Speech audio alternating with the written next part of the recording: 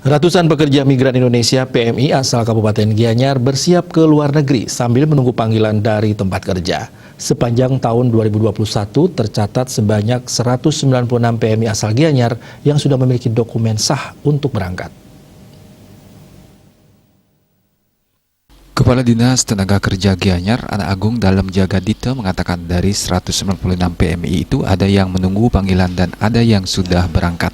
Sementara sekitar 1.500 PMI lainnya dipastikan siap-siap mengurus dokumen. Menurutnya, PMI asal Gianyar mencari informasi lowongan kerja di luar negeri secara mandiri. Sebagian belum mengurus dokumen dikarenakan negara tujuan kerjanya belum dibuka.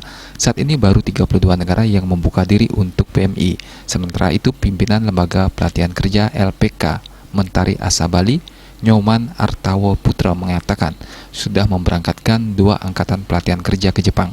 Angkatan pertama berjumlah 7 orang, sedangkan angkatan kedua berjumlah 28 orang. Selama pelatihan, peserta diberikan pendidikan bahasa Jepang, budaya Jepang, dan skill kerja di Jepang. Bidang pekerjaannya food service dan perawatan manufaktur, pertanian dan peternakan. Bagi yang sudah memiliki keterampilan kerja, tinggal mengasah bahasa Jepang sehingga benar-benar siap magang di Jepang.